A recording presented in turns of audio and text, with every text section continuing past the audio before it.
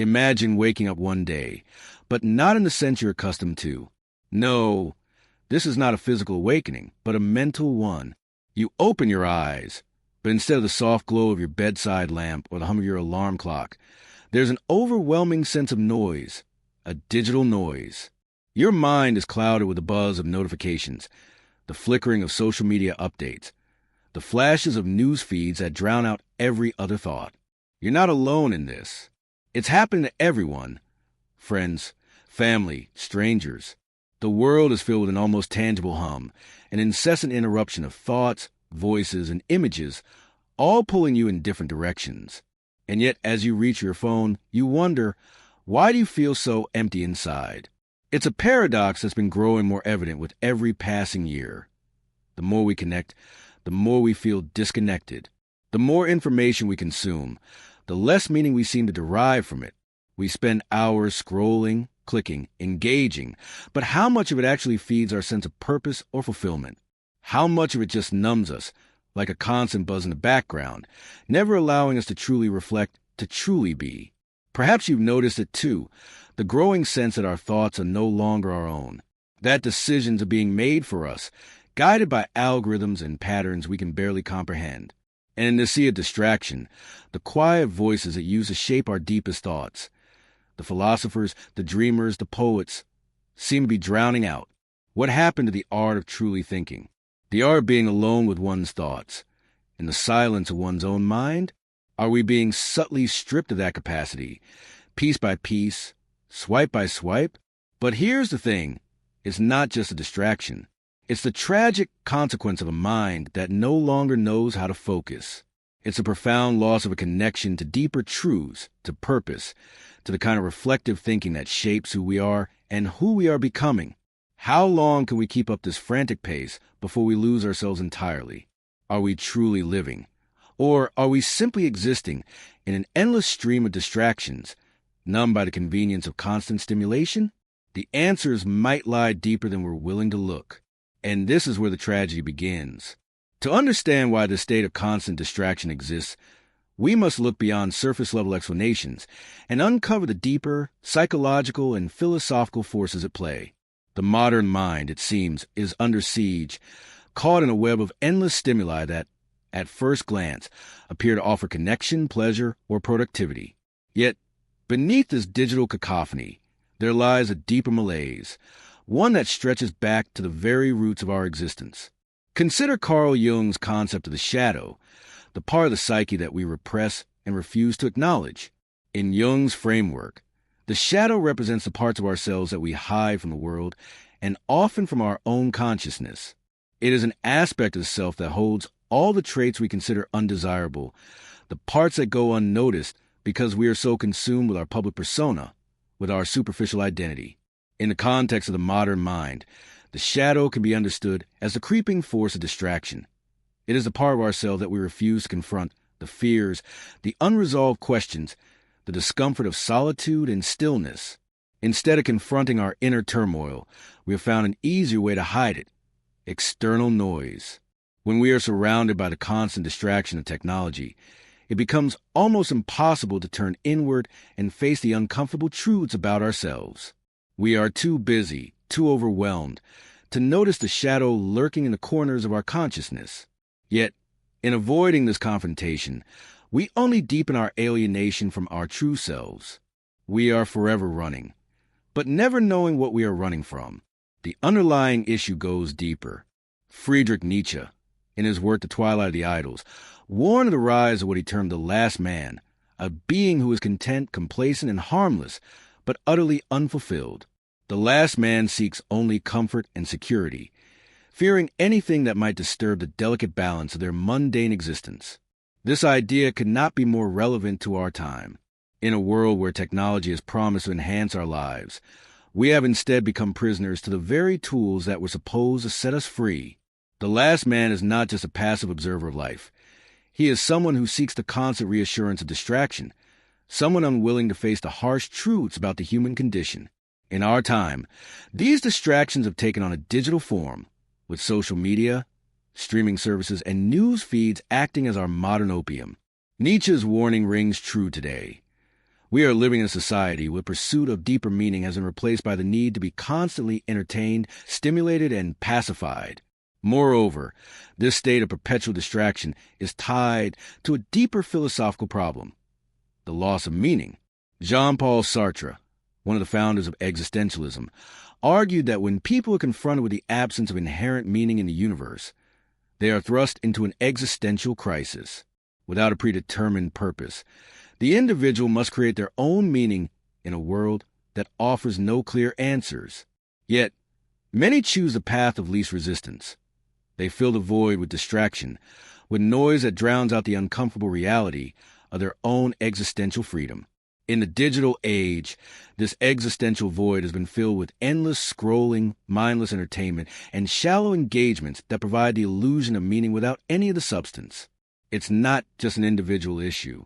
The very structure of our society, shaped by consumerism, capitalism, and ever-growing need for instant gratification, has compounded the problem. Aldous Huxley, in his seminal work Brave New World, foresaw a future where people are not enslaved by physical chains, but by their own desires and distractions. In this dystopian world, pleasure and distraction are not the escape from pain, but the source of it. Huxley's prescient vision suggests that when people are given too much comfort, too many pleasures, they lose their ability to think critically, to question the status quo, and to find deeper fulfillment. Today, this kind of distraction is woven into the very fabric of our existence. Every scroll of the screen, every click, every notification is a reminder that we have become both the prisoners and the jailers of our own attention. But where does this leave us? If we are trapped in this web of distraction, where do we turn? How do we break free from the powerful forces that have hijacked our mental focus and our sense of purpose? The answers, it seems, may not be simple or easy, but they begin by acknowledging that the root of this problem is not just in technology itself, but in our relationship to it, the way we use it, the way it shapes our minds, and the way it distracts us from the deep introspective work of living. In this digital age, the true tragedy lies not in the distractions themselves, but in the way we have come to see them as necessary, as normal. To break free, we must confront the fundamental question: what are we really running from? The consequences of living in this web of distraction are not always immediately apparent. At first glance, one might think the modern mind is simply overwhelmed by a constant barrage of data. Yes, but what's the real cost? What happens when we are no longer able to filter out the noise, to silence the external stimuli long enough to truly listen to ourselves? The answer lies in the subtle, insidious ways that distraction reshapes not only our inner lives, but our entire social reality. Cognitive psychology offers us some insight. Our brains are not designed to juggle infinite streams of information at once. The human mind evolved to focus on singular, specific tasks to attend to immediate environmental cues necessary for survival. In modern society, however, this ancient capacity for focused attention is being overwhelmed. The constant task switching, flicking between apps, checking notifications, responding to messages, takes a toll on our cognitive resources. The result is what psychologists call cognitive overload, a state where the brain becomes too bogged down by information to process it effectively. In other words, we may think we're multitasking, but we're actually doing less and less with more and more. Over time, this leads to a phenomenon known as attention fatigue, where our ability to focus on any one task begins to wane. We lose the ability to stay engaged with a single thought, a single idea, for more than a few minutes at a time. And this fatigue extends beyond simple distraction. It begins to affect our capacity for deep thinking. This is where the real tragedy lies: the loss of deep focus and contemplation, the loss of those moments when we might sit quietly and grapple with life's most pressing questions.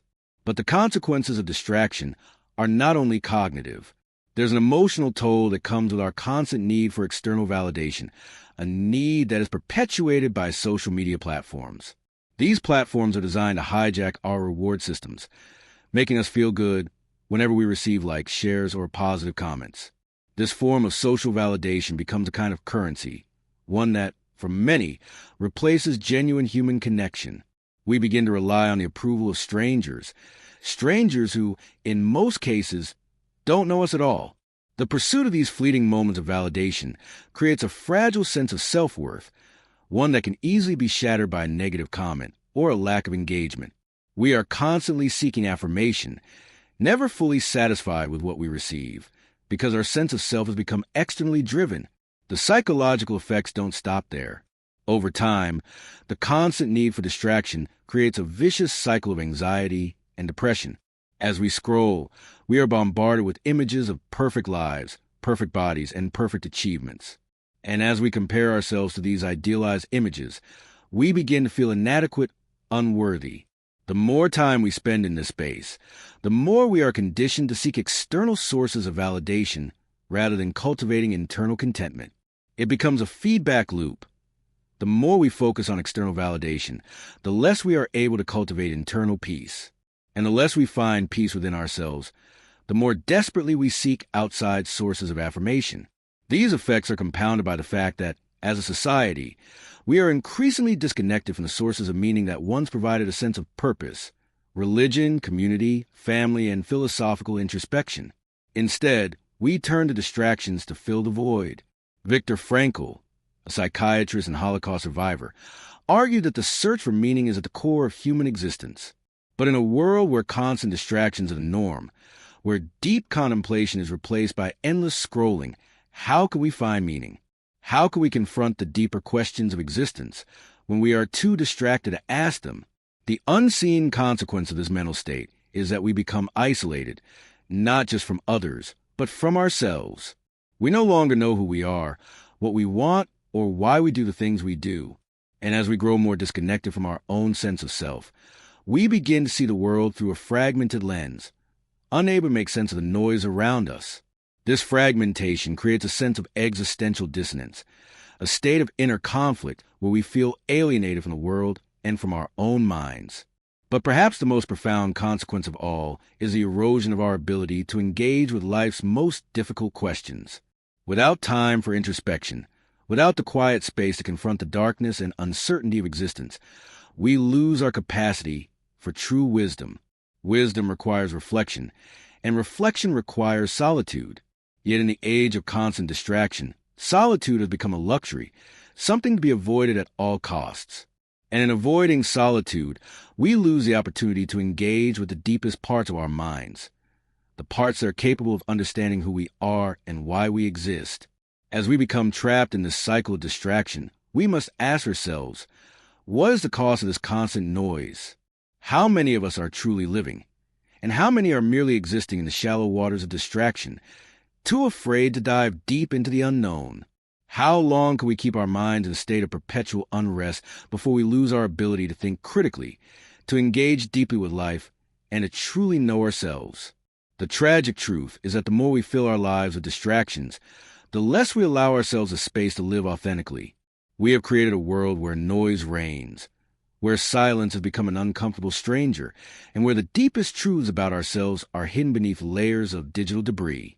At this juncture, it might feel as though the forces of distraction and disconnection have us trapped, suffocating under the weight of an invisible, yet ever-present burden.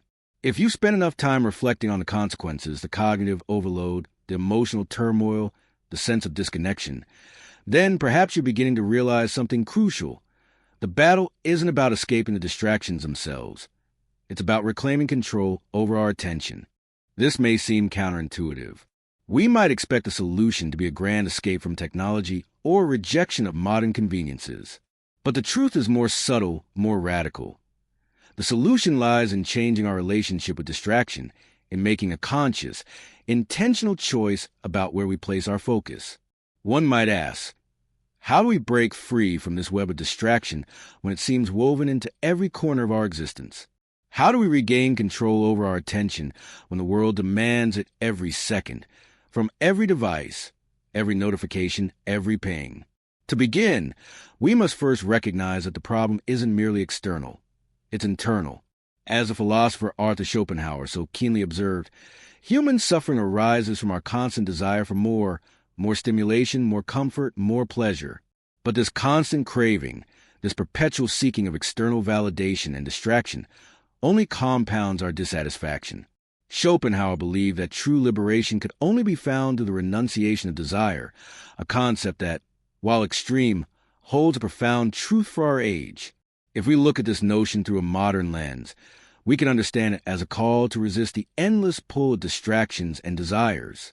In a world that offers an infinite number of ways to avoid the discomfort of stillness, we must choose the opposite.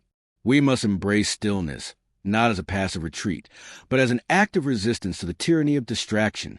Consider the ancient practice of meditation, a tool that has been used for thousands of years to quiet the mind, to bring awareness back to the present moment. Meditation is not a form of escape.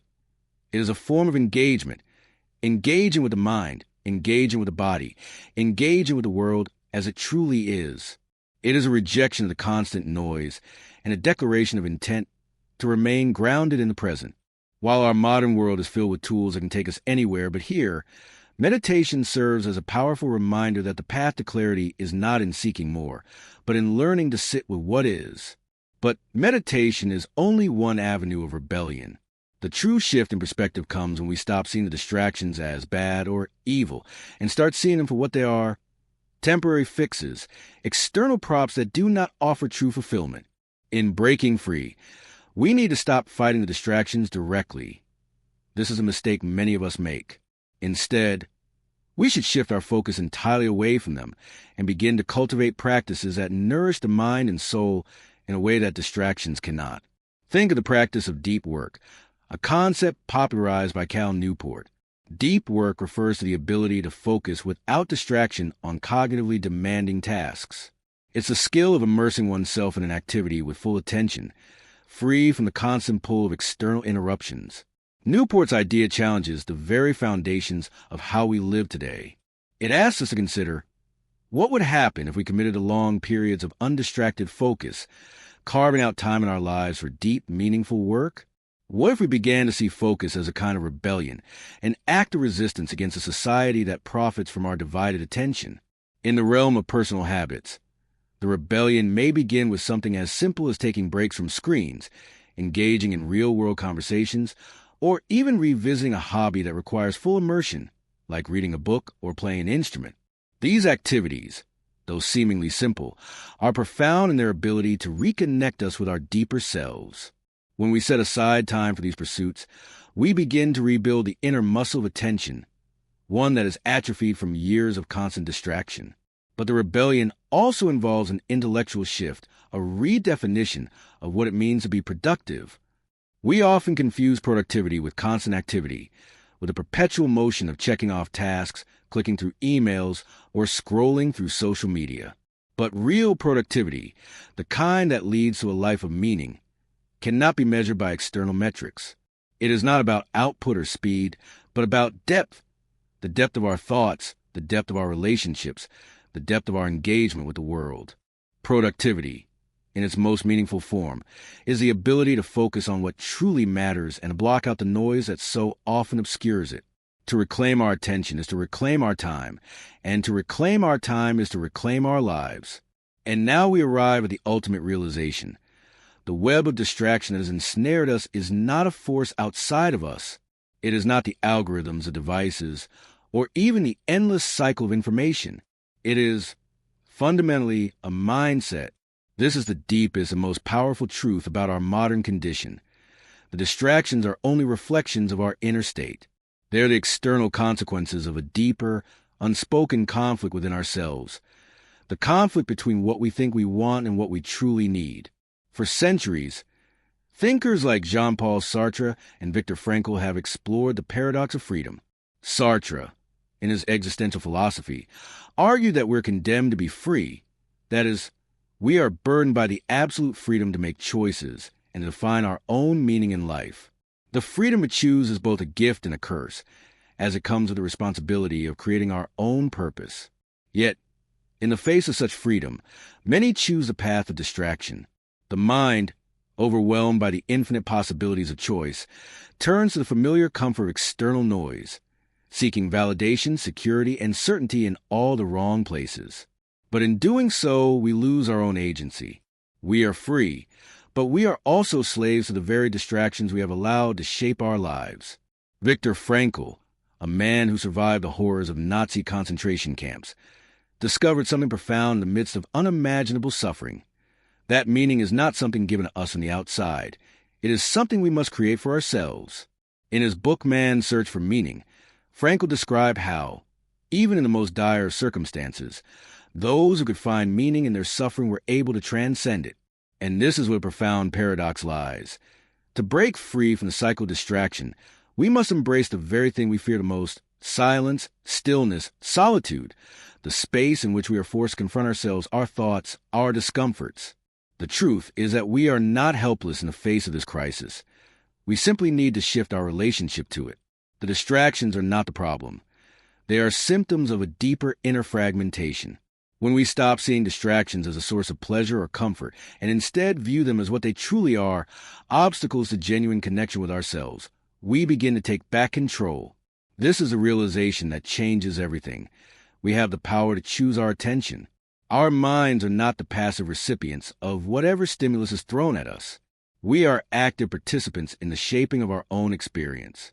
The power lies not in controlling the external world or eradicating all distractions, an impossible task, but in exercising discipline over our own minds, our own habits, and our own desires.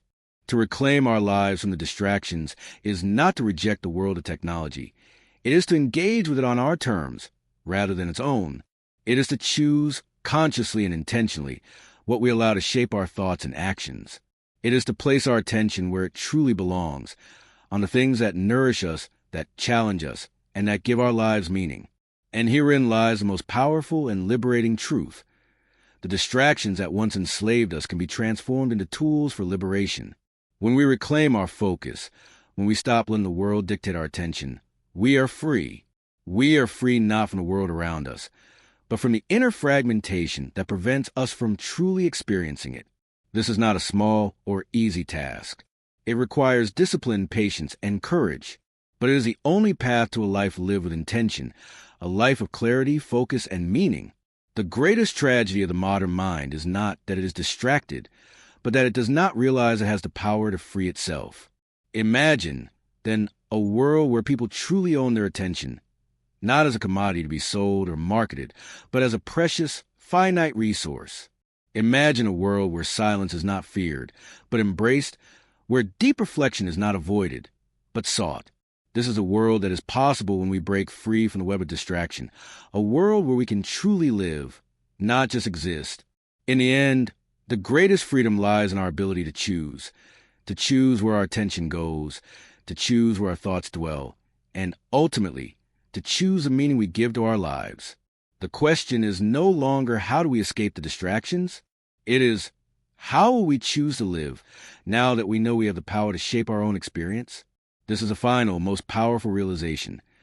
You are not a slave to the distractions. You are the master of your own attention.